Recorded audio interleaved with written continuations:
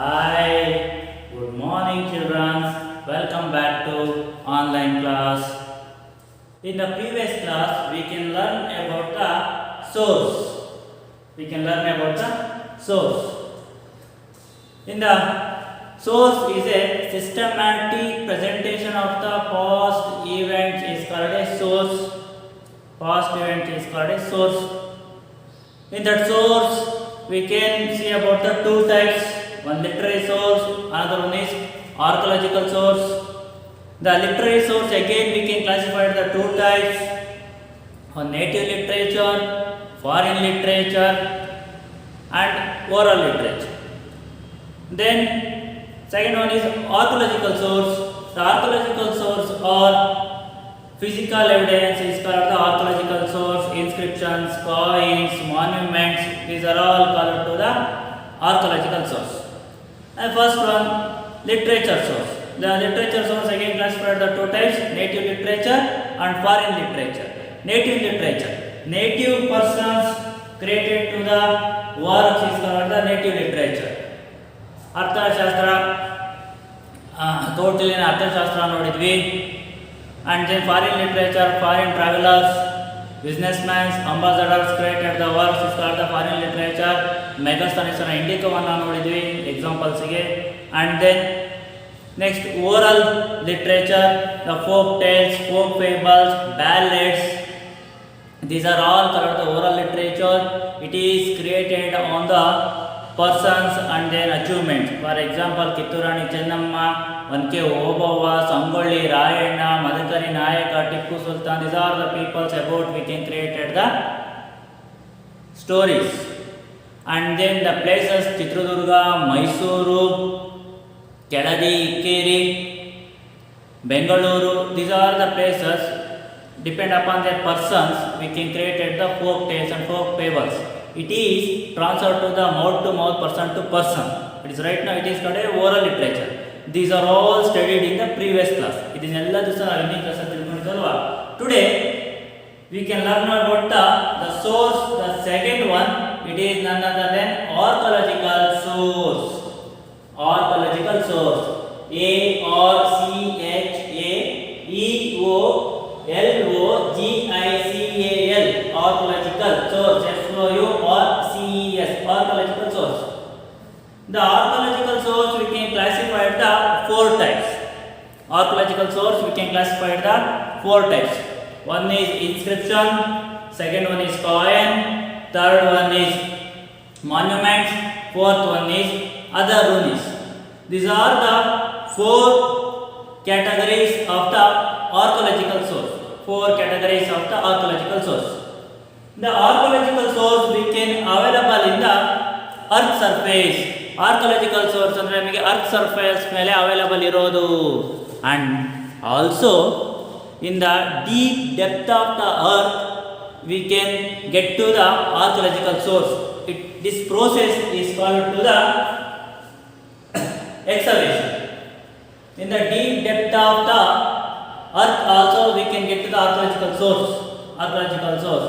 In this process is called the excavation. ಈ process ಅನ್ನು ನಾವು ಎಕ್ಸವೇಷನ್ ಆರ್ ಉತ್ಖನನ ಅಂತ ಕರಿತಾ ಇದೀವಿ. ಏನನ್ನು ಉತ್ಖನನ ಮಾಡ್ತಿದ್ದಾರೆ ಸರ್ ಅಂತ ನೋಡಿದ್ರೆ, in the since 1856 the British put the railway track Mumbai and Thane. During the period they started the digging of earth. That moment they got to the burned bricks. ಯಾವಾಗ ರೈಲ್ವೆ ಹಳಿಗಳನ್ನ ಮುಂಬೈಯಿಂದ ಠಾಣಕ್ಕೆ ಹಾಕೋಕೆ ಹೋದ್ರು ಆ ಭೂಮಿನ ಅಗಿತಾ ಇರ್ಬೇಕಾದ್ರೆ ಅವರಿಗೆ burn BRICS ಸಿಕ್ತು, ಅಂದರೆ ಸುಟ್ಟ ಇಟ್ಟಿಗೆಗಳು ಸಿಕ್ತು. Then afterwards they are surprise, ಏನಪ್ಪ ಇಲ್ಲಿ ಸುಟ್ಟ ಇಟ್ಟಿಗೆಗಳಿದೆ, ಯಾರು ತಂದಿಟ್ಟಿದ್ರಾ ಅಂತ ಅಗಿಯೋಕ್ಕೆ ಶುರು ಮಾಡಿದಾಗ they get to the lot of bird prints. ಇಂಥ ಸುಮಾರು ಹಲವಾರು ಸುಟ್ಟ ಇಟ್ಟಿಗೆಗಳು ಸಿಕ್ಕಿದ್ದು.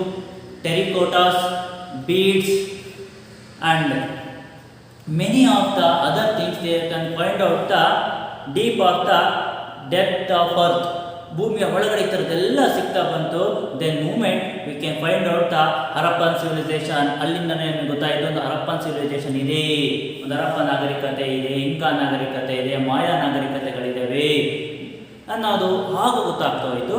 That's why the archaeological source also is the important to the source of history. ಹಾಗೆ ಸೋರ್ಸ್ ಆಫ್ ಹಿಸ್ಟ್ರಿಗೆ ಆರ್ಕಿಯಾಲಜಿಕಲ್ ಸೋರ್ಸ್ ಇಂಪಾರ್ಟೆಂಟ್ ಆಗ್ತಾ ಬಂತು. ಅದರಲ್ಲಿ one of them the first one is inscription. ಅದು ಕ್ಲಿಯರ್, ಎಲ್ಲರಿಗೂ ಅರ್ಥ ಆಗ್ತಿದೆಯಾ? Inscriptions. The inscriptions is nothing but a ಶಾಸನ. ಇನ್ಸ್ಕ್ರಿಪ್ಷನ್ ಅಂದ್ರೆ ಏನು ಸರ್ ಅಂದ್ರೆ ಶಾಸನಗಳು. Inscriptions also it is a source of history. Inscription ಹಿಸ್ಟ್ರಿಗೆ ಸೋರ್ಸ್ ಯಾವ ತರ ಅಂತಂದ್ರೆ the inscriptions it's engraved on writings. ಇನ್ಸ್ಕ್ರಿಪ್ಷನ್ಸ್ ಗಳನ್ನ ರೈಟಿಂಗ್ಸ್ ಬರವಣಿಗೆಗಳ ಮೂಲಕ ಬರೆದಿದ್ರು. ಎಲ್ಲಿ ಬರೆದಿದ್ರು? They are write on the rocks, stone slabs, metals, terracotta and then walls. It is the related relationship with the events. ಇದು ಯಾವ್ದ್ರ ಜೊತೆ ರಿಲೇಟ್ ಆಗ್ತಾ ಇತ್ತಪ್ಪ ಅಂದ್ರೆ ಈವೆಂಟ್ಗಳ ಜೊತೆಗೆ. ಎಲ್ಲೆಲ್ಲಿ ಬರಿತಾ ಇದ್ರು? ರಾಕ್ಸ್, ಬಂಡೆಗಳ ಮೇಲೆ ಬರಿತಾ ಇದ್ರು. ಸ್ಟೋನ್ ಪಿಲ್ಲರ್ಸ್, ಕಂಬಗಳ ಮೇಲೆ ಬರಿತಾ ಇದ್ರು. ದೆನ್ ಮೆಟಲ್ಸ್, ಕಬ್ಬಿಣದ ಹಾಳೆಗಳು, ಇದ್ರ ಮೇಲೆ ಬರಿತಾ ಇದ್ರು. ಟೆರಿಕೋಟಾ ಅಂದ್ರೆ ಸುಟ್ಟ ಮಣ್ಣಿನ ಮಡಿಕೆಗಳು, ಇದ್ರಗಳ ಮೇಲೆ ಬರಿತಾ ಇದ್ರು. These are the areas the people writing on their achievements, ಅವರ ಸಾಧನೆಗಳನ್ನ ಅದ್ರ ಮೇಲೆ ಬರಿತಾ ಇದ್ರು. These inscriptions the reliable relationship with the event. ಇದು ಯಾವ್ದ್ರ ಜೊತೆ ನಮಗೆ ತಳುಕಾಕೊಳ್ತಾ ಇತ್ತು ಅಂದ್ರೆ ಆ ಸಮಯದಲ್ಲಿ ನಡೆದಂಥ ಘಟನೆಗಳಿಗೆ ಇದು ಹೊಂದಾಣಿಕೆಯನ್ನ ಆಗ್ತಾ ಇತ್ತು. ಫಾರ್ ಎಕ್ಸಾಂಪಲ್, ನಾವೀಗ ಹಬ್ಬ, ಜಾತ್ರೆ, ಮದುವೆಗಳನ್ನೆಲ್ಲ ಮಾಡ್ತೀವಿ. ಅವಾಗ ಒಂದು ಇನ್ವಿಟೇಷನ್ ಕಾರ್ಡ್ಗಳನ್ನ ಮಾಡ್ತೀವಿ ಅಲ್ವಾ? ಯಾವಾಗ ಅದರ ಡೇಟ್ ಹಾಕ್ತೀವಿ, ಡೇ ಹಾಕ್ತೀವಿ, ಇಯರ್ ಹಾಕ್ತೀವಿ, ಸ್ಥಳ ಹಾಕ್ತೀವಿ, ಏನು ಫಂಕ್ಷನ್ ಅನ್ನೋಂತ ಮೆನ್ಷನ್ ಮಾಡ್ತೀವಲ್ವ ಆ ಕಾರ್ಡಲ್ಲಿ. ಆ ಕಾರ್ಡಿನ ಯಾವುದೋ 10 ವರ್ಷ 20 ವರ್ಷ ಆದಾಗ ಸಿಕ್ತಾಗ ನಮ್ಗೆ ಏನಾಗುತ್ತೆ? ಒಂದು ಎವಿಡೆನ್ಸ್ ಆಗುತ್ತಲ್ವಾ? ಓ, ಈ ಕಾಲದಲ್ಲಿ ಈ ಥರ ನಡೆದಿತ್ತಂತೆ. ಫಾರ್ ಎಕ್ಸಾಂಪಲ್, ನಿಮ್ಮ ಪೇರೆಂಟ್ಸ್ದು ಮ್ಯಾರೇಜ್, ನಿಮ್ಮ ತಂದೆ ತಾಯಿಯ ಮದುವೆದು ಇನ್ವಿಟೇಷನ್ ಕಾರ್ಡ್ ಸಿಕ್ಕಿದ್ರೆ ನಿಮ್ಗೆ ಖುಷಿ ಆಗುತ್ತಲ್ವಾ? ಅಯ್ಯೋ, ನಮ್ಮ ಅಪ್ಪ ಅಮ್ಮ 10 ವರ್ಷದ ಹಿಂದೆ, 10 ವರ್ಷ 20 ವರ್ಷದ ಹಿಂದೆ ಈ ಥರ ಕಾರ್ಡ್ಗಳನ್ನ ಮಾಡಿಸಿದ್ರ ಮದುವೆಗೆ ಅಂತ ನೀವು ನೋಡ್ತೀರ. ಆಗ ನಿಮ್ಗೆ ಅದು ಸಿಕ್ಕಿದಾಗ ಏನಾಗುತ್ತೆ? We can see about the card that moment. You can merge with the relationship with that event. ಆ ಈವೆಂಟಿಗೆ ಆ ರಿಲೇಷನ್ಶಿಪ್ಪನ್ನು ಮ್ಯಾಚ್ ಮಾಡಿ ನೋಡ್ತಾರೆ, ಅವ್ರಿಗೆ ನಿಮಗೆ ಸೂಟ್ ಆಗುತ್ತೆ. ಆಗ ನಿಮಗೆ ಅಲ್ಲೊಂದು ಎವಿಡೆನ್ಸ್ ಸಿಗುತ್ತೆ, ಹೌದಾ ಇದು? And at the same time, during the period Ashoka engraved the many of the inscriptions. ಅವನು ಹಲವಾರು ಇನ್ಸ್ಕ್ರಿಪ್ಷನ್ಸ್ಗಳನ್ನ ಬರೆಸಿದ್ದ. Especially in the Brahmagiri. The Brahmagiri inscription it is in the Prakrit language. ಆ ಬ್ರಹ್ಮಗಿರಿಯಲ್ಲಿ ಸಿಕ್ಕಿರುವಂಥ ಇನ್ಸ್ಕ್ರಿಪ್ಷನ್ ನಮಗೆ ಪ್ರಾಕೃತ್ ಲ್ಯಾಂಗ್ವೇಜ್ ಅಲ್ಲಿದೆ. And many of the inscription we can available in the Sanskrit, Kannada, Telugu, Tamil and Prakrit language. Kannada, Tamil, Telugu, Prakrit language and Brahmi script also we can get to the inscriptions. ಈ ಬರವಣಿಗೆಗಳಲ್ಲಿ ನಮಗೆ ಇನ್ಸ್ಕ್ರಿಪ್ಷನ್ಸ್ಗಳು ಸಿಗ್ತಾ ಹೋಗಿದೆ. ಆ ಇನ್ಸ್ಕ್ರಿಪ್ಷನ್ಸ್ಗಳಲ್ಲಿ ಅಂಥದ್ದೇನಿದೆ ಸಾರ್ ಅಂತ ನೀವು ನೋಡ್ತಾ ಬಂದರೆ, the inscriptions it is created by the kings, their military achievements, war victories, they are engraved on the inscriptions. ಅವರ ಸೈನಿಕ ಸಾಧನೆಗಳನ್ನ, ಯುದ್ಧದ ವಿಜಯೋತ್ಸವಗಳನ್ನ ಅದರಲ್ಲಿ ಬರಿತಾ ಇದ್ರು. ಅದಕ್ಕೆ ಎಕ್ಸಾಂಪಲ್ ಯಾರ್ಯಾರು ಸರ್ ಅಂದರೆ ಅಶೋಕನ ಬ್ರಹ್ಮಗಿರಿ ಇನ್ಸ್ಕ್ರಿಪ್ಷನ್ಸ್ ಆಗಿರ್ಬೋದು. ಅದೇ ಥರ ನಿಮಗೆ ಸಮುದ್ರಗುಪ್ತನ ಅಲಹಾಬಾದ್ ಶಾಸನ ಆಗಿರ್ಬೋದು. ಅದೇ ಥರ ನೀವು ನೋಡ್ತಾ ಬಂದರೆ ಇಲ್ಲಿ ಇಮ್ಮಡಿ ಪುಲಕೇಶಿ ಇನ್ಸ್ಕ್ರಿಪ್ಷನ್ ಆಗಿರ್ಬೋದು, ಹಾಗೆ ಕರವಾಸ್ತ ಹತ್ತಿಗುಪ್ತ ಇನ್ಸ್ಕ್ರಿಪ್ಷನ್ಸ್ ಆಗಿರ್ಬೋದು. These are all inscription Samudragupta and Immadi Pulakeshi and ಕರವಾಸ್ inscriptions. It is showing to the military administrations, military achievements, war victories, economical, social, political life of the period. These are all they engraved on the inscriptions. ಇದೆಲ್ಲದೂ ಸಹ ಆ inscriptions ಮೇಲೆ ಬರಿತಾ ಇದ್ರು. That's way we easily understand into the history. ಅದೆಲ್ಲ ಸಿಕ್ಕೋದ್ರಿಂದ ನಾವು ಆ ಹಿಸ್ಟ್ರಿನ ಅಂಡರ್ಸ್ಟ್ಯಾಂಡ್ ಮಾಡ್ಕೊಬೋದು. ಯು ಸಿ ದಟ್ ಇನ್ಸ್ಕ್ರಿಪ್ಷನ್ಸ್ ನಿಮಗೆ ಕಾಣಿಸ್ತಾ ಇದೆಯಾ? ಇನ್ಸ್ಕ್ರಿಪ್ಷನ್ ಅಂತ ಇದೆ, ಶಾಸನಗಳು. ಇದು ಎಂಗ್ರೇವ್ಡ್ ಆನ್ ಸ್ಟೋನ್ ಸ್ಲ್ಯಾಬ್ಸ್, ಕಲ್ಲಿನ ಮೇಲೆ ಬರೆದಿರುವಂಥದ್ದು. ದೆನ್ ಎಂಗ್ರೇವ್ಡ್ ಆನ್ ಮೆಟಲ್ಸ್ ಅಂದರೆ ಹಾಳೆಗಳ ಮೇಲೆ ಬರೆದಿರುವಂಥದ್ದು. ನಿಮ್ಗೆ ಇದು ಇನ್ನೂ ಸರ್ ಇನ್ನು ಹತ್ತಿರದಲ್ಲಿ ನೋಡಬೇಕು ಅಂದರೆ ಎಲ್ಲಿ ಸರ್? ಹೀಗೆ ನಮ್ಮ ನಿಯರಲ್ಲಿ 20 ಕಿಲೋಮೀಟರ್ ದೂರದಲ್ಲಿರೋ ಅಮೃತಾಪುರಕ್ಕೆ ಹೋದರೆ ಹೊಯ್ಸಳೇಶ್ವರ ಟೆಂಪಲ್ ಇದೆ. ನೀವು ಎಂಟ್ರ್ ಆಗ್ತಿದ್ದಂಗೆ ನಿಮ್ಮ ಲೆಫ್ಟ್ ಸೈಡಲ್ಲಿ ಒಂದು ಶಾಸನ ಇದೆ. ಯಾರು ಕಟ್ಟಿದ್ದು, ಯಾವಾಗ ಕಟ್ಟಿದ್ದು, ಯಾರು ನಿರ್ಮಾಣ ಮಾಡಿದ್ದು ಅನ್ನೋದು ಅಲ್ಲಿದೆ. ಅದೇ ಥರ ನೀವು ರೈಟಿಂದ ಅದು ಪ್ರದಕ್ಷಿಣೆ ಹಾಕೋಕ್ಕೆ ಹೋದರೆ ಅಲ್ಲೊಂದು ಎತ್ತರವಾದಂಥ ಒಂದು 6 ಅಡಿ ಅಲ್ಲೂ ಒಂದು ಶಾಸನ ಇದೆ. ಅದನ್ನು ನೋಡಿದ್ರೆ ನಿಮಗೆ ಗೊತ್ತಾಗುತ್ತೆ ಯಾರು ಯಾವಾಗ ಕಟ್ಟಿದ್ರು, ಯಾವ ಸ್ಟೈಲಲ್ಲಿ ಕಟ್ಟಿದ್ರು, ಯಾವ ಸ್ಟ್ರಕ್ಚರನ್ನು ಇದು ಮಾಡಿದ್ರು, ಇದೆಲ್ಲ ಸಹ ಇನ್ಫಾರ್ಮೇಷನ್ ಸಿಗ್ತಾ ಬರುತ್ತೆ. That's why these inscriptions it is a one of the archaeological source we learn about the ಹಿಸ್ಟ್ರಿನ ತಿಳ್ಕೊಳಕ್ಕೆ ಈ ಶಾಸನಗಳು ನಮಗೆ ಅನುಕೂಲವನ್ನು ಮಾಡ್ತಾ ಇದ್ದಾರೆ. ಗೊತ್ತಾಗ್ತಿದೆಯಾ? I understand. ಗೊತ್ತಾಗ್ತಿದೆಯಾ? The next one is coins means ನಾಣ್ಯಗಳು. The coins also they minted in the small shape. ಈ ಕಾಯಿನ್ಸ್ಗಳನ್ನ ನಾವು ನೋಡಿದರೆ ಸಣ್ಣದು ರೌಂಡ್ ಆಗಿರೋ ಕಾಯಿನ್ಸ್ಗಳನ್ನ ಮಾಡಿರೋದು ನಾವು ನೋಡ್ತಿದ್ದೀವಲ್ವಾ? The many types and shape of the coins available in the archaeological source. ಈ archaeological source ಅಲ್ಲಿ many types and many size of coins is available. ಬೇರೆ ಬೇರೆ ಶೇಪ್ಗಳಲ್ಲಿ, ಬೇರೆ ಬೇರೆ ಗಾತ್ರಗಳಲ್ಲಿ ನಮಗೆ ಕಾಯಿನ್ಸ್ಗಳು ಸಿಗ್ತಾ ಬರ್ತವೆ. These coins they minted on the different languages, the administration of the kingdom. ಬೇರೆ ಬೇರೆ ರಾಜರ ಆಳ್ವಿಕೆಗಳಲ್ಲಿ ಅವರು ಉಪಯೋಗಿಸುತ್ತಿದ್ದಂಥ ಲ್ಯಾಂಗ್ವೇಜ್ ಭಾಷೆಗಳಲ್ಲಿ ಮುದ್ರಣಗೊಂಡಂಥ ಕಾಯಿನ್ಸ್ಗಳು ನಮಗೆ ಅವೈಲಬಲ್ ಇದ್ದಾವೆ. ಇದರಿಂದ ನಮಗೆ ಏನು ಗೊತ್ತಾಗುತ್ತೆ ಸರ್ ಅಂದರೆ through there coin V can learn about there kingdoms during the period, administration, language, economical, political, social, religious, and then business. These are all the informations we can got through the coins. ಇದೆಲ್ಲದೂ ಸಹ ನಾವು ಈ ಕಾಯಿನ್ಸ್ಗಳ ಮೂಲಕ ತಿಳ್ಕೊಳ್ಳೋಕ್ಕೆ ಅನುಕೂಲ ಆಗ್ತಾ ಇತ್ತು. And then the Samudragupta ಈ minted to the 7 types of coin. Samudragupta ಒಂದು 7 ಥರದ ಕಾಯಿನ್ಗಳ ಮಿಂಟೆಡ್ ಅನ್ನು ಮಾಡಿದ. These coins also minted with the different types of pictures. ಅದನ್ನ ಬೇರೆ ಬೇರೆ ಚಿತ್ರಗಳಿಂದ ಪ್ರಿಂಟಿಂಗ್ ಅನ್ನು ಮಾಡಿದ. ಬೇರೆ ಬೇರೆ ಚಿತ್ರಗಳಿಂದ ಪ್ರಿಂಟಿಂಗ್ ಮಾಡಿದರೆ ಏನಾಗುತ್ತೆ ಸಾರ್ ಅಂತ ನೋಡಿದರೆ, he was a great lover of music. ಅವನಿಗೆ ಸಂಗೀತದ ಮೇಲೆ ತುಂಬ ಆಸಕ್ತಿ ಅನ್ನೋದಿತ್ತು. And then he is also minted on the coin the Saraswati he playing on a veene. Saraswati ತಾಯಿ ವೀಣೆಯನ್ನು ನುಡಿಸ್ತಿರುವಂಥ ಚಿತ್ರ ಇತ್ತು. And then his achievement ಅಶ್ವಮೇಧ ಯಾಗ also telling about the Samudragupta coins. Samudragupta ಅಶ್ವಮೇಧ ಯಾಗವನ್ನು ಮಾಡಿದಂಥ ಇನ್ಫಾರ್ಮೇಷನ್ ನಮಗೆ ಅದರಲ್ಲಿ ಸಿಗ್ತಾ ಬಂತು. ಅದೇ ಥರ Gautama Putra Satakarni the defeated to the Nahapana also engraved on a coin. ಅವ್ರನ್ನ ಸೋಲಿಸಿದ್ದು ಸಹ ಆ ಕಾಯಿನಲ್ಲಿ ಬರೆದಿರೋದು ಸಿಗ್ತಾ ಇತ್ತು.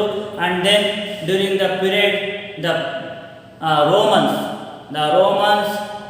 the coins available in the Bengaluru, it is showing to the India trade with the European countries. European ಕಂಟ್ರೀಸ್ಗಳ ಜೊತೆ ಭಾರತೀಯರು ಬಿಸ್ನೆಸ್ ವ್ಯಾಪಾರ ವಹಿವಾಟು ನಡೆಸ್ತಿದ್ರು ಅನ್ನೋದು ಸಹ ಗೊತ್ತಾಗ್ತಾ ಇತ್ತು. This all the information given by the coins. ಇವೆಲ್ಲ ಇನ್ಫಾರ್ಮೇಷನ್ ನಮಗೆ ಯಾವ ಕೊಡ್ತಾ ಇದ್ರು, ಈ ಕಾಯಿನ್ಸ್ಗಳು ಕೊಡ್ತಾ ಇದ್ರು. ನೋಡಿ ಇಲ್ಲಿ ಡಿಫ್ರೆಂಟ್ ಶೇಪ್ ಆಫ್ ಕಾಯಿನ್ಗಳು ನಿಮಗೆ ಕಾಣ್ತಾ ಇದೆ. ಶೇಪ್ ನೋಡಿ, ಒಂದು ದೊಡ್ಡಕ್ಕಿದೆ, ಒಂದು ಚಿಕ್ಕಕ್ಕಿದೆ. ಇಲ್ಲಿ ನೋಡಿ ರಾಮ ಲಕ್ಷ್ಮಣರ ಚಿತ್ರ ಇರುವಂಥ ಕಾಯಿನ್ಗಳಿದೆ. ಹಾಗೆ ಇಲ್ಲಿ ನಂದಿ ಚಿತ್ರಗಳಿದೆ. ಹಾಗೆ ಇಲ್ಲಿ ಆ ರಾಜರುಗಳ ಚಿತ್ರಗಳಿದೆ. ಹಾಗೆ ಬೇರೆ ಬೇರೆ ಚಿತ್ರಗಳಿರುವಂಥ ಕಾಯಿನ್ಸ್ಗಳಿದೆ. ಇದ್ರ ಮೂಲಕವಾಗಿ ನಮಗೆ ಆ ಕಾಲದ ಕಾಯಿನ್ಗಳು ಹೇಗಿತ್ತು ಅಂತ ಕಾಣಿಸ್ತಿದೆ. ಇದು ಈಗಿನ ಪ್ರೆಸೆಂಟ್ ಕಾಯಿನ್, ನಮ್ಮದು ಇಂಡಿಯನ್ ಗೌರ್ಮೆಂಟ್ ಕಾಯಿನ್. ನೋಡಿ ಇದು 2 ರೂಪೀಸ್ ಕಾಯಿನ್. ಇದು ಸೈಜ್ ಎಷ್ಟಿದೆ? 2 ರೂಪೀಸ್ ಕಾಯಿನ್ ಸೈಜು. ಅದೇ ಥರ 1 ರೂಪಾಯಿ ಕಾಯಿನ್ ಸೈಜ್ ಹೇಗಿದೆ? ಇದು 2016 ಮೇಕ್, 2016 ಮೇಕಿಂಗು. ಇದು 2007 ಮೇಕಿಂಗ್. 2 ರೂಪೀಸ್ ಕಾಯಿನ್, ಇದು 1 ರೂಪಾಯಿ ಕಾಯಿನ್. ಇವೆಲ್ಲ ನೋಡಿದಾಗ ಅದು ಸೈಜ್ಗಳು, ಇವೆರಡು ಸೈಜ್ಗಳು ಬೇರೆ ಬೇರೆ ಇರೋದು ನೋಡಿದೀವಲ್ವಾ. And then values also different. ಈಸ್ ವ್ಯಾಲ್ಯೂಸ್ ಸಹ ಡಿಫ್ರೆಂಟ್ ಆಗಿದೆ. This types we can easily understand the year. ಯಾವ ಇಯರಲ್ಲಿ ಮಿಂಟ್ ಮಾಡಿದ್ರು, ಯಾರು ಮಿಂಟ್ ಮಾಡಿದ್ರು ಅನ್ನೋದು ನಮಗೆ ಇನ್ಫಾರ್ಮೇಷನ್ ಸಿಗ್ತಾ ಇದೆ. ದೆನ್ ಯಾವ ಮೆಟಲ್ ಎಲ್ಲ ಯೂಸ್ ಮಾಡಿದ್ರು ಅನ್ನೋದು ಇನ್ಫಾರ್ಮೇಷನ್ ಸಹ ಸಿಗ್ತಾ ಇದೆ ಅಲ್ವಾ, ನಮಗೆ ಸಿಗ್ತಾ ಇದೆ ಈ ಕಾಯಿನ್ಸ್ಗಳಿಂದ. ಅಂದರೆ ರಿಲಿಜಿಯಸ್ ಇನ್ಫಾರ್ಮೇಷನ್ ಸಿಗ್ತಾ ಇದೆ. ರಿಲಿಜಿಯನ್ ಅಂದರೆ ಯಾವ ಧರ್ಮಗಳನ್ನ ಅನುಸರಿಸ್ತಾ ಇದ್ರು ಅನ್ನೋದು ಇನ್ಫಾರ್ಮೇಷನ್ ಸಿಗ್ತಾ ಇದೆ ಕಾಯಿನ್ಗಳು ಮಿಂಟ್ ಆಗೋದ್ರಿಂದ. ದೆನ್ ಕಿಂಗ್, ನನ್ನ ರಾಜನ ಚಿತ್ರ ಇದೆ, ಅಂದರೆ ಯಾವ ರಾಜರು ಇದ್ರು ಅನ್ನೋದು ಸಿಗ್ತಾ ಇದೆ. ಅದ್ರ ಜೊತೆಗೆ ಬಿಸ್ನೆಸ್ ಅಂದರೆ ಅದರ ಎಂಬ್ಲಮ್ಗಳನ್ನ ಪ್ರಿಂಟ್ ಮಾಡಿರುವಂಥದ್ದು. ಇದೆಲ್ಲ ಮಾಡೋದ್ರ ಮೂಲಕ we can easily understand that their administration, business, economical, social, political and then trade. This information easily available in the coins. ಇವೆಲ್ಲವೂ ಕಾಯಿನ್ಸ್ಗಳಿಂದ ನಮಗೆ ಅವೈಲಬಲ್ ಸಿಗ್ತಾ ಇದೆ ಅಲ್ವಾ. ಅದಕ್ಕೋಸ್ಕರ the coins also one of the archaeological source the studied about the history. ಇದು ಸಹ ನಮ್ಮ ಹಿಸ್ಟ್ರಿನ ತಿಳ್ಕೊಳ್ಳೋಕ್ಕೆ ಒನ್ ಆಫ್ ದ ಸೋರ್ಸ್ ಆಗಿದೆ. The study of coins is called the numismatics. ಈ ಕಾಯಿನ್ಸ್ಗಳ ಬಗ್ಗೆ ಸ್ಟಡಿ ಮಾಡೋದನ್ನ ನ್ಯೂಮಸ್ಮ್ಯಾಟಿಕ್ಸ್ ಅಂತ ಸಹ ನಾವು ಕರೀತಾ ಇದ್ದೀವಿ. Are you clear? ಕಾಯಿನ್ಸ್ಗಳ ಬಗ್ಗೆ ಗೊತ್ತಾಗ್ತಾ ಇದೆಯಾ? Are you understand? The next one archaeological source it is none other then monuments, ಸ್ಮಾರಕಗಳು. The monuments also give the informations and then major source of the history. History ಇದು monuments ಒಂದು major source ಆಗಿ ಬರುತ್ತೆ. ಯಾವುದಾದ್ರು sir ಅಂತಂದ್ರೆ ಇಲ್ಲಿ ಬರುವಂತ temple, palace, fort and pillars, these are all to the archaeological source, one of the part of the monuments ಅಂದ್ರೆ one of the part.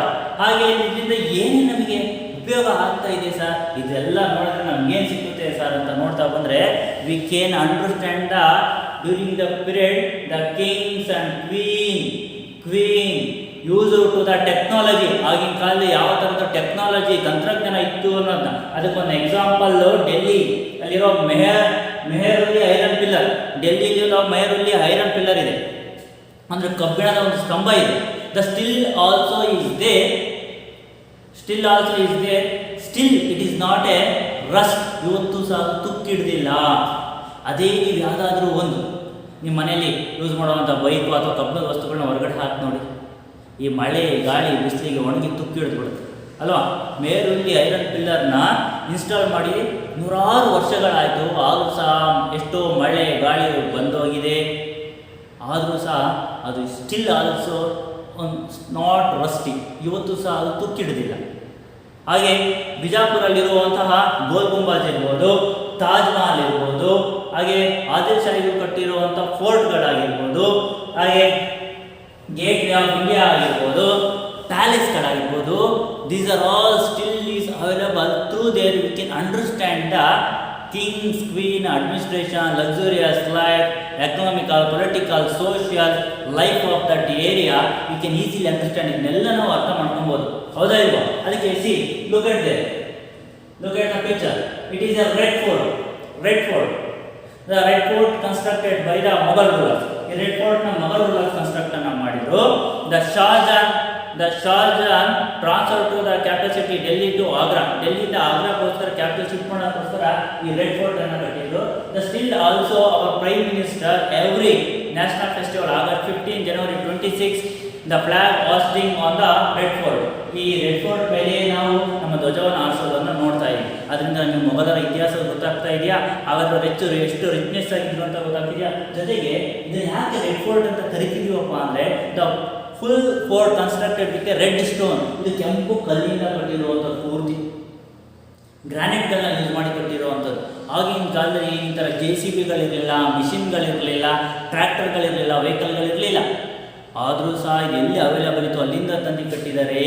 ನೀವು ಅರ್ಥ ಮಾಡ್ಕೊಳ್ಳಿ ಯಾವ ಥರ ಟೆಕ್ನಾಲಜಿ ಇತ್ತು ಅಂತ. One of the second one, see the picture. Hazara Ramaswamy temple in ಹಂಪಲ್ಲಿರುವಂಥ Hazara Ramaswamy temple. ಇದ್ರದ್ದು ಏನು ಸರ್ ಸ್ಪೆಷಾಲಿಟಿ ಅಂದರೆ it is in Dravidian style. ಇದು ದ್ರಾವಿಡಿಯನ್ ಸ್ಟೈಲಲ್ಲಿರುವಂಥ ಟೆಂಪಲ್. ಇವತ್ತು ನಾವು ವಿಜಯನಗರಕ್ಕೆ ಅಂದರೆ ಹಂಪೆಗೆ ಹೋದರೆ ವಿಜಯನಗರ ರೂಲರ್ಸ್ಗಳು ಯಾವ ಥರ ವೈಭವಿತವಾದ ಜೀವನ ನಡೆಸಿದ್ರು ಅಂತ ಗೊತ್ತಾಗುತ್ತೆ. ಅಂದರೆ ಹ್ಯೂಜ್ ಮ್ಯಾರೇಜ್ ಆಗಿರುವಂಥದ್ದು, ದೊಡ್ಡದಾದಂಥ ಕಲ್ಯಾಣ ಮಂಟಪಗಳಿರುವಂಥದ್ದು, ಸಭಾ ಭವನಗಳಿರುವಂಥದ್ದು, ಮ್ಯೂಸಿಕ್ ಪಿಲ್ಲರ್ಗಳಿರುವಂಥ ಟೆಂಪಲ್ ಇದು. ಗೊತ್ತಾಗ್ತಾ ಇದೆಯಾ? ಅದರಿಂದ ನಮ್ಗೆ ಇವತ್ತು ಸಹ ವಿಜಯನಗರ ಆಳ್ವಿಕೆಯನ್ನು ಹೋದರೆ ಇದು ನೋಡಿದ್ರ ಮೂಲಕ ತಿಳ್ಕೊಬೋದು. ಅದೇ ಥರ Taj Mahal. The Taj Mahal constructed by the Shahjahan, the beloved his wife. ಹೆಂಡತಿಯ ನೆನಪಿಗಾಗಿ ಕಟ್ಟಿದಂಥ ತಾಜ್ ಮಹಲ್. ಜೊತೆಗೆ the science also is applied. ಅಲ್ಲಿ ಸೈನ್ಸ್ ಸಹ ಅಪ್ಲೈಡ್ ಆಗಿದೆ. ಏನು ಸರ್ ಸೈನ್ಸ್ ಅಪ್ಲೈಡ್ ಆಗಿದೆ? ನಿಮಗೆ you can see the 4 pillars. ಆ 4 ಕಂಬಗಳು ಕಾಣಿಸ್ತಿದೆಯಲ್ಲ, 1 2 3 4. ನೀವು ಕಾಣಿಸ್ಬಿಟ್ರೆ ಎಲ್ಲ ಒಂದೇ ಸೈಜಲ್ಲಿ ಕಾಣಿಸ್ತಾ ಇದೆಯಲ್ವಾ? ಬಟ್ ಇಟ್ ಈಸ್ ಇನ್ಸ್ಟಾಲ್ಡ್ ಅಂದರೆ ಜಾಮಿಟ್ರಿನ ಅಪ್ಲೈ ಮಾಡ್ಕೊಂಡು ಅದು ಇನ್ಸ್ಟಾಲ್ ಮಾಡಿರುವಂಥದ್ದು. ಒಂದೊಂದು ಕಂಬ ಒಂದೊಂದು ಆ್ಯಂಗಲಲ್ಲಿ ನಿಂತಿದೆ. Because of their beside the Yamuna river is following. ಅದ್ರ ಹಿಂದ್ಗಡೆ ಯಮುನಾ ನದಿ ಹರಿತಾ ಇದೆ. ಎಷ್ಟು ವರ್ಷದಲ್ಲಿ ಎಷ್ಟು ಸರಿ ತುಂಬಿ ಅದೇ ಯಾವುದು ಸಹ ಡ್ಯಾಮೇಜ್ ಆಗಿಲ್ಲ ಅಂದ್ರೆ ಅರ್ಥ ಮಾಡ್ಕೊಳ್ಳಿ ಕನ್ಸ್ಟ್ರಕ್ಷನ್ ಯಾವ ಥರ ಇದೆ ಅನ್ನೋವಂಥದ್ದು ಗೊತ್ತಾಗ್ತಾ ಇದೆಯಾ. And it is 7 wonder of the world. ವಿಶ್ವದ 7 ಅದ್ಭುತಗಳಲ್ಲಿ ಇದು ಒಂದು. And next statue of Ganesha. ಇದನ್ನು ಕಡಲೆಕಾಯಿ ಗಣೇಶ ಅಂತ ಸಹ ಕರಿತೀವಿ. Statue of Ganesha. These are all monuments. We can understand the kings and queens administration, their economical, political, social lifestyle, and their religious aspects, their richness of the during the period, and their religious tolerance of that age. These are all information given by the monuments. ಇದೆಲ್ಲ information ಕೊಡ್ತಿರೋದು ಮಾನ್ಯುಮೆಂಟ್ಸ್ಗಳು ಅಲ್ವಾ. ನಮ್ಮ summer ಹಾಲಿಡೇಸ್ಗಳಲ್ಲಿ, ದಸರಾ ಹಾಲಿಡೇಸ್ಗಳಲ್ಲಿ, ವೆಕೇಷನ್ಸ್ಗಳಲ್ಲಿ ನಾವು we can visited to the many places. ನೂರಾರು ಜಾಗಗಳಿಗೆ ನಾವು ಹೋಗ್ತೀವಿ. ಆ ಜಾಗಗಳಿಗೆ ಹೋದಾಗ ಈ ಮಾನ್ಯುಮೆಂಟ್ಸ್ಗಳನ್ನ ಮುಟ್ಟು ನೋಡ್ತೀವಿ, ಎಷ್ಟು ಗಟ್ಟಿಯಾಗಿದೆ ಅಂತೆಲ್ಲ ಬಡ್ದು ನೋಡ್ತೀವಿ ಅಲ್ವಾ. ಅದು ವಿತೌಟ್ ಈಗಾದರೆ ಕಲ್ಕದ ಪೇಂಟ್ಗಳು ಬಂದಿದೆ, ಅವು ಪೇಂಟ್ಗಳೇ ಇರಲಿಲ್ಲ. ಆದರೂ ಸಹ ಸ್ಟಿಲ್ ಇವತ್ತು ಸಹ ಹೊಸದಂಗೆ ಕಾಣಿಸ್ತಾ ಇದೆ ಅಲ್ವಾ. ಇದ್ರ ಮೂಲಕ ನಮ್ಗೆ ಏನು ಗೊತ್ತಾಗ್ತದೆ ಅಂದರೆ ಟೆಕ್ನಾಲಜಿ ಯಾವ ಥರ ಇತ್ತು ಅಂತ ನೋಡ್ತೀರಾ ನೀವು.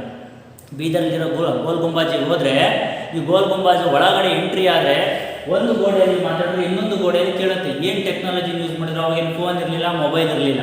ಇಲ್ಲಿ ಫೋನ್ ಮಾಡಿದ್ರೆ ನಾನು ಈ ರೂಮಿಂದ ಫೋನ್ ಮಾಡಿದ್ರೆ ಈಗ ನಿಮ್ಮ ಮನೆಯಲ್ಲಿ ನೀವು ಕೇಳಿಸ್ಕೊಂತಲ್ವಾ. ನಾನು ಈಗ ಇಲ್ಲಿ ಮಾಡ್ತಿರೋ ಆನ್ಲೈನ್ ಕ್ಲಾಸ್ ನೀವು ಅಲ್ಲಿ ಕುತ್ಕೊಂಡು ಕೇಳಿಸ್ಕೊತಾ ಇದ್ದೀರಾ. ಬಟ್ ಆ ಟೆಕ್ನಾಲಜಿ ಅನ್ನೋದು ಆ ಗೋಲ್ ಗುಂಬಾಜಲ್ಲಿ ಅವಾಗಲೇ ಯೂಸ್ ಮಾಡಿದ್ರು.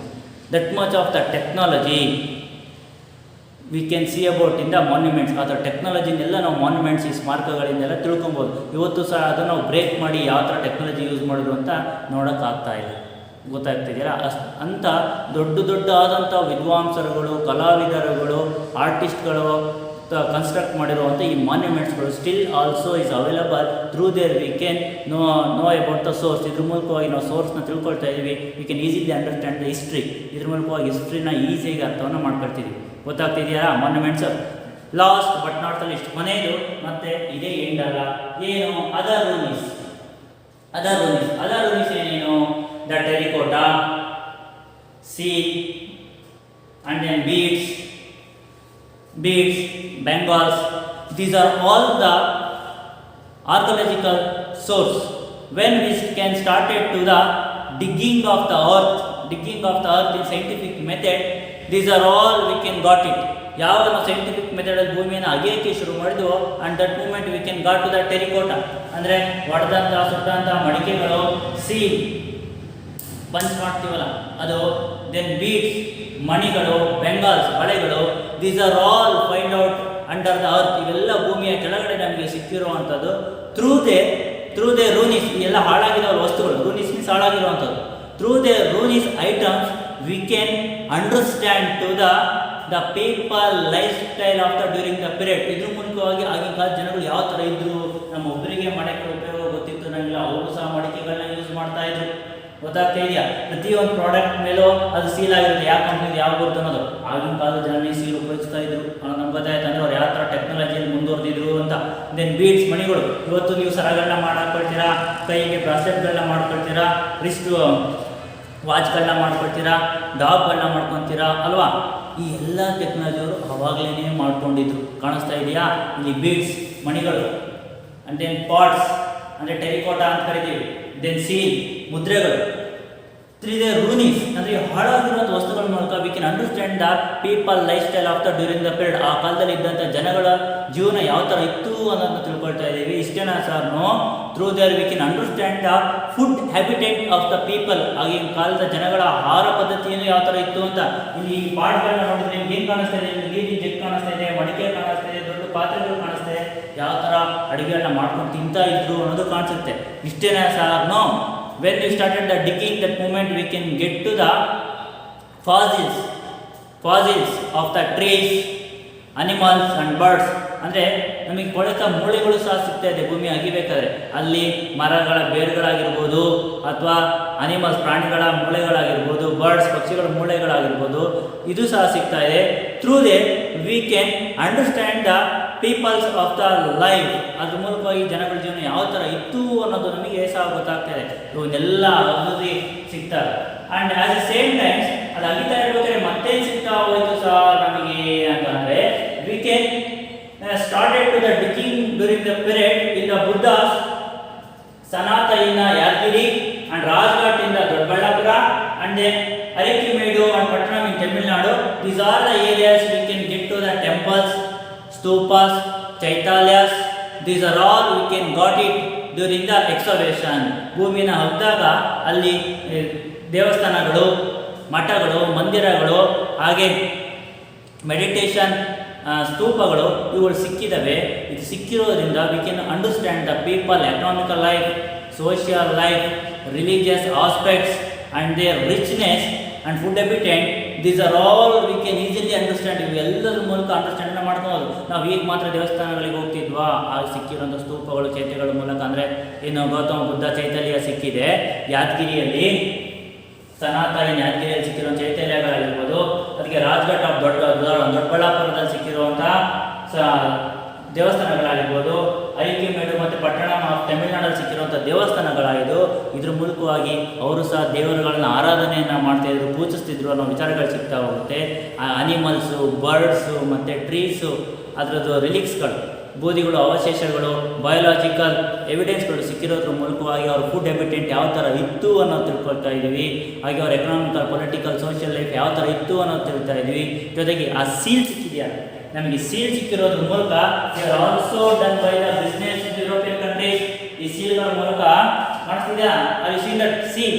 Through there seal we can see about the during the period peoples done by the business with European countries. European ದೇಶಗಳ ಜೊತೆಗೆ ವ್ಯವಹಾರವನ್ನು ಮಾಡ್ತಾ ಇದ್ರು, ವಾಣಿಜ್ಯ ವ್ಯಾಪಾರವನ್ನು ಗೊತ್ತಾಗ್ತಾ ಇದೆ. And then especially in the Rome ಪೀಪಲ್ಸ್ಗಳ ಜೊತೆಗೆ ವಾಣಿಜ್ಯ ವ್ಯಾಪಾರಗಳನ್ನ ಮಾಡ್ತಾ ಇದ್ರು ಅನ್ನೋದು through there excavation we can get to the love, affections, economical, political, social, religious aspects and food habitat. These are all easily understand through their other runis ಮೂಲಕ ಇದೆಲ್ಲದೂ ಸಹ ನಾವು ತಿಳ್ಕೊಬೋದು. ಅರ್ಥ ಆಗ್ತಾ ಇದೆ ಅಲ್ವಾ? That today I can finish the your first lesson source. ಇದ್ರ ಮೂಲಕವಾಗಿ ನಿಮ್ಮ ಫಸ್ಟ್ ಲೆಸನ್ ಸೋರ್ಸ್ ಕಂಪ್ಲೀಟ್ ಆಗುತ್ತೆ. Today in this class we can learn about the archaeological source. The archaeological source are inscriptions, coins, monuments, other runis. Inscriptions, Ashoka's Brahmagiri inscriptions, Samudragupta inscriptions, Ayole Patatkalu inscriptions. These are all evidence of the source. The coins in the different shapes, it is related with the event. Samudragupta minted to the 7 different coins. Through there he know about he was a music lover. He done by the Ashwamedha Yaga. It is also we can know about it. And then Gautamiputra Shatakarni defeated to the Nehapanna. It is also engraved on coins. It is also we can easily understand. Monuments, ಸ್ಮಾರಕಗಳು ಅಂದರೆ palace, temples, forts, pillars. Through there we can understand the people, economical, political, social life. Example, Taj Mahal, Red Fort, the temples, Vijayanagara, Runis temples, and the many of the examples, monuments, we can easily understand the peoples and their events. Last but not the least, other runis. Other runis means terracottas, seal, bengals, and then beads. Through there also we can understand the source. ಇದ್ರ ಮೂಲಕವನ್ನು ನಾವು ಸೋರ್ಸ್ನ understand ಮಾಡ್ಕೊಬೋದು ಅನ್ನೋದನ್ನ today we can learn this class. ಇವತ್ತು ಇದನ್ನು ತಿಳ್ಕೊಂಡಿವಲ್ವಾ? ಇಲ್ಲಿಗೆ ನಿಮ್ಮ first lesson source complete ಆಗುತ್ತೆ. ಹಾಗಾದರೆ last but not the least ಕೊನೆಯದಾಗಿ ಏನಪ್ಪ ಅಂದರೆ ಹೋಮ್ವರ್ಕ್. ಟುಡೇಸ್ ಹೋಮ್ವರ್ಕ್ ಏನಪ್ಪ ಅಂತ ಅಂದರೆ your homework, answer the following questions. Your first question, explain the importance of coins in the return of history. Explain the importance of coins in the return of history. Your first question. Second one, what are the aspects on which monuments throw more light? What are the aspects on which monuments throw more light? Okay. Your third one question, by what method the age of biological fossil can be decided? By what method the age of biological fossil can be decided? It is your homework. You write today only. Every student write the social homework today only and send one photocopy our WhatsApp number. Okay, bye, have a nice day, stay home, stay safe.